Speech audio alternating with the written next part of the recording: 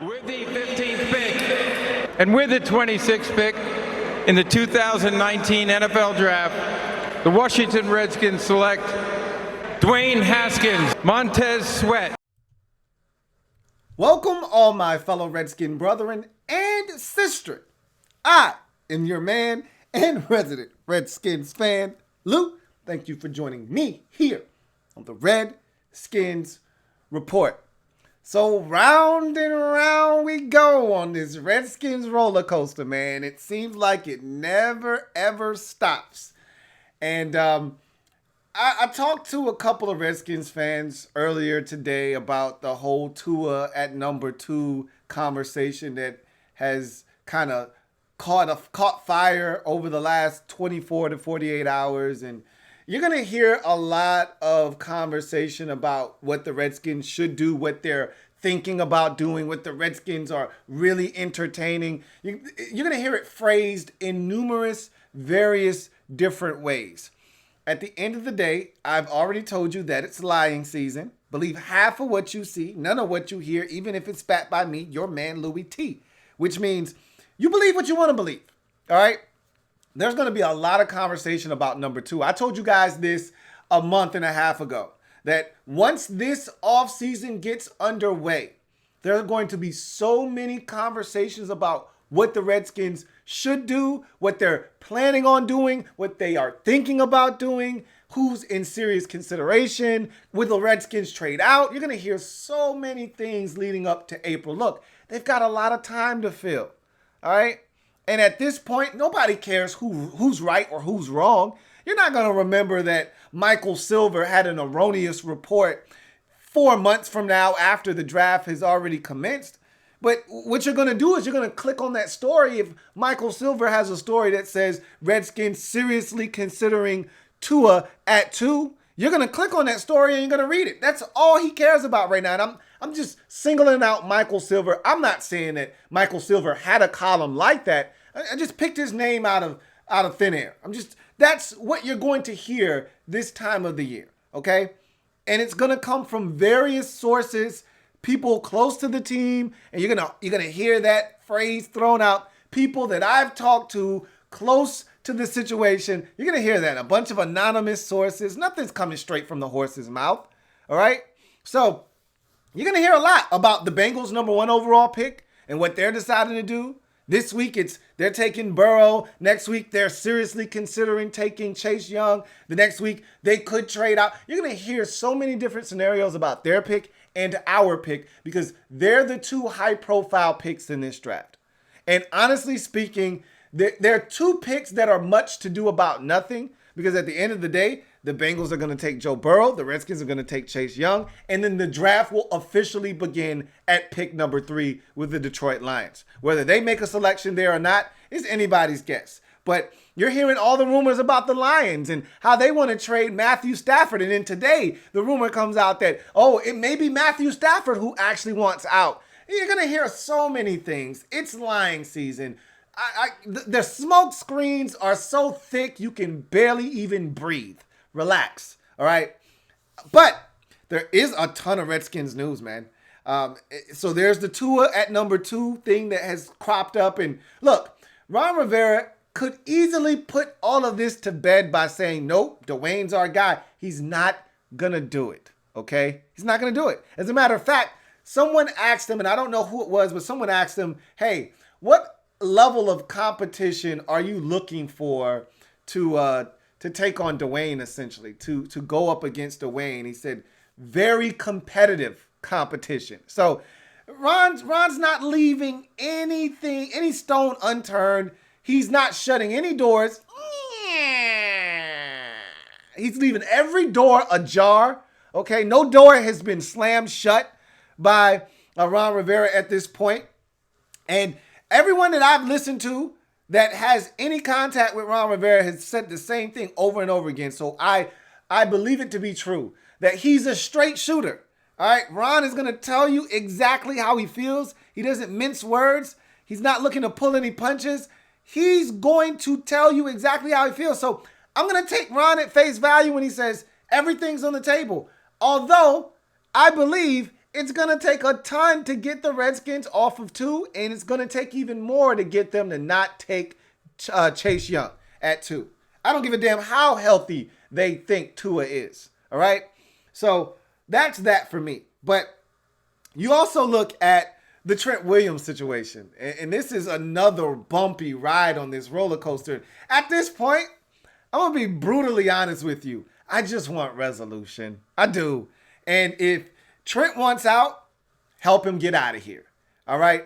If he's not a part, and this is all Trent is asking for, am I a part of the similar to Dunny, am I a part of the long-term future or not? If I am, hand me that bread and we can move forward. If not, let me go.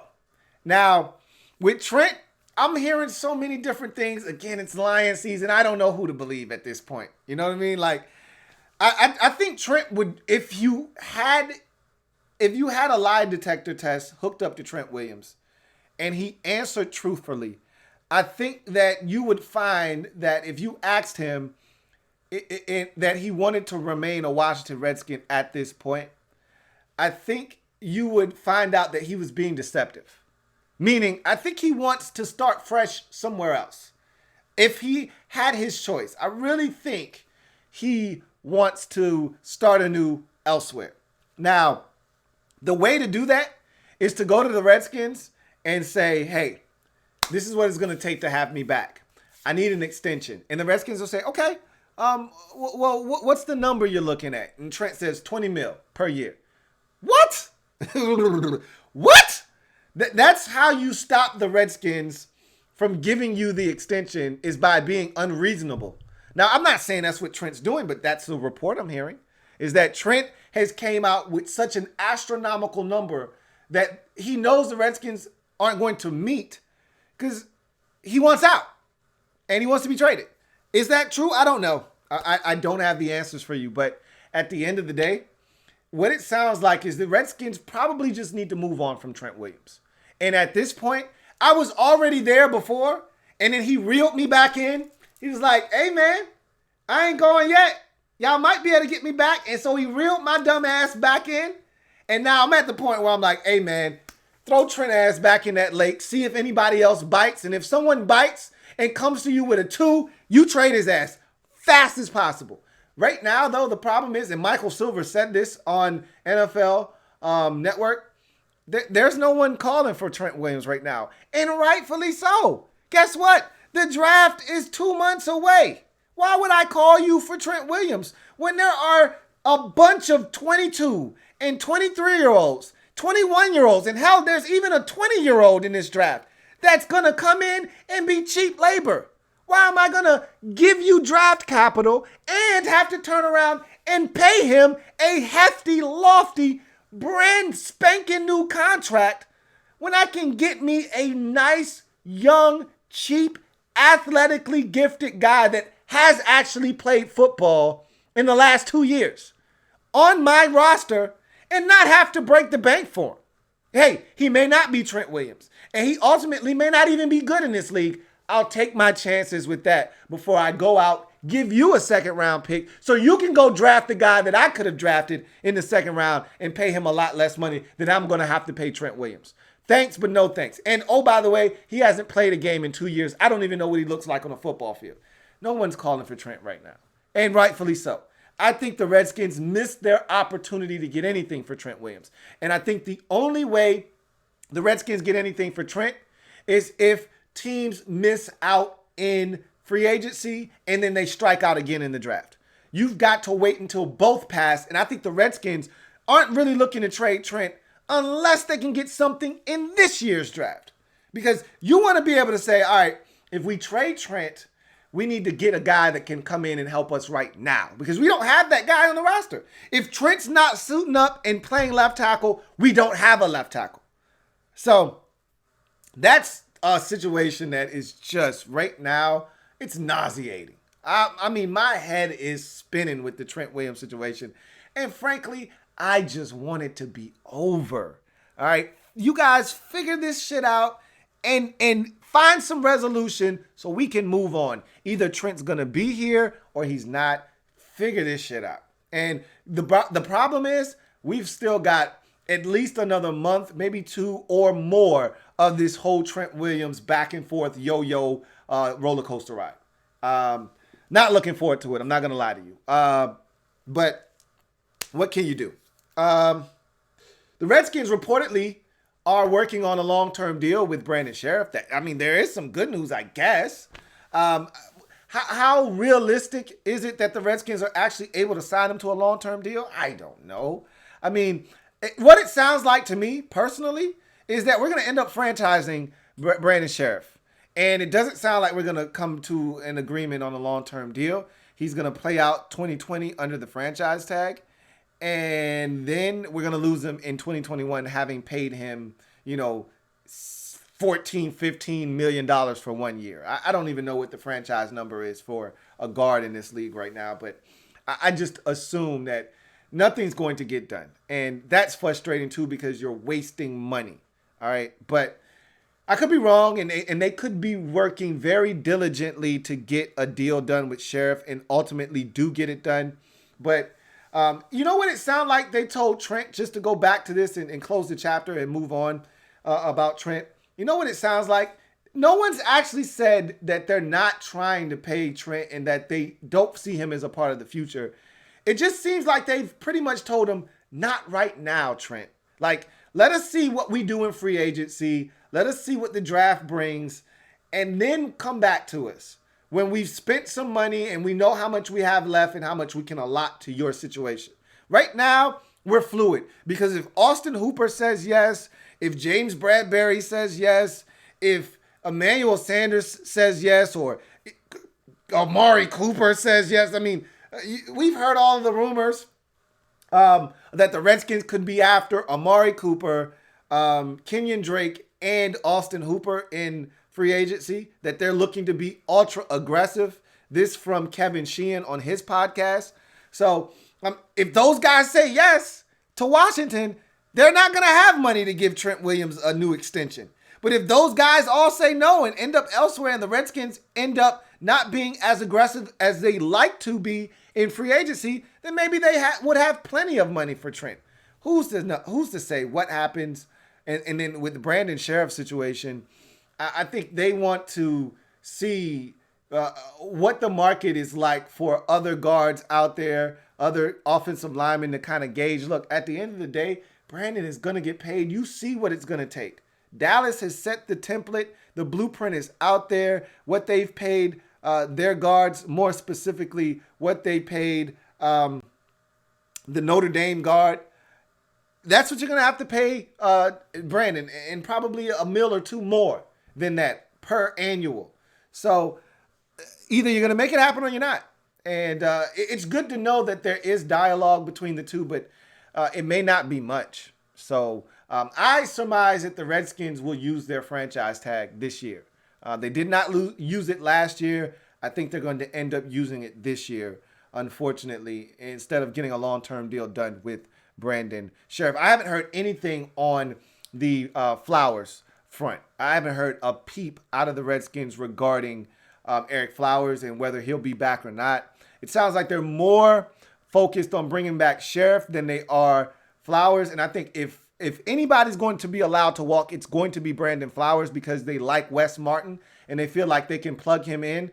And so if they're going to choose between the two, I told you I don't anticipate both of those guys being back. I told you it's either one or the other if you ask me. I think that guy that they want back is Brandon Scherff, and to me, he's the right one to bring back. I understand that you don't want to spend that kind of money on a guard, but he's our first-round guard. I'd like to keep him here in Washington, and I think that's the way they feel about him as well. Speaking of Rivera and what the future looks like for this team, he said, look, Ryan Kerrigan is in the plans for 2020.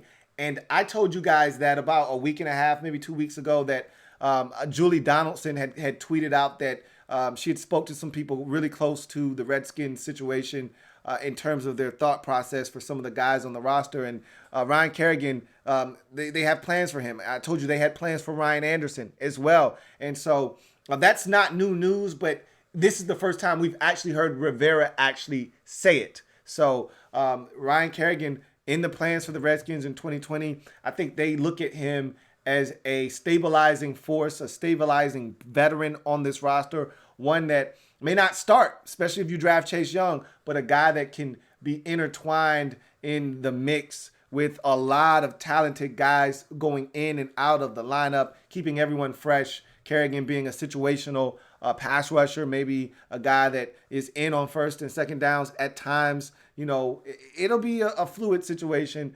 I don't have a problem with Kerrigan being back. I know some of you wanted him gone. Some of you want him traded. I don't want him gone necessarily, but if someone came to us with a really good offer, I wouldn't mind listening, but at the end of the day, I don't see him going anywhere. I think Daniel Snyder wants him here, and I think ultimately Ryan Kerrigan's going to remain here. Now, will it be on the final year of his deal, or will he get an extension? That remains to be seen. I think as of right now, no one's getting an extension right now. That's what it sounds like right now as we sit here. Dunny hasn't gotten his extension. We'll talk about him here in a second. Trent Williams hasn't gotten an extension. Scherff hasn't gotten an extension. No one's getting a deal right now. I think the Redskins want to see how free agency goes before they start spending money on their own guys, which I think is a mistake. But again, we will see. Speaking of Dunny, Rivera also said, hey, had a really good conversation with Quentin Dunbar. Hope he shows up to OTAs. Newsflash, Ron. Quentin Dunbar is not showing up to OTAs without a new deal. And I heard our man Kyle Smith also say the same thing, like, hey, I'm not going to talk about guys that are under contract, but we hope that everyone shows up to OTAs. I think he was talking about Quentin Dunbar. I don't think Dunny's showing up to OTAs. Dunny said he wants to be traded. He said he has to do what's best for him.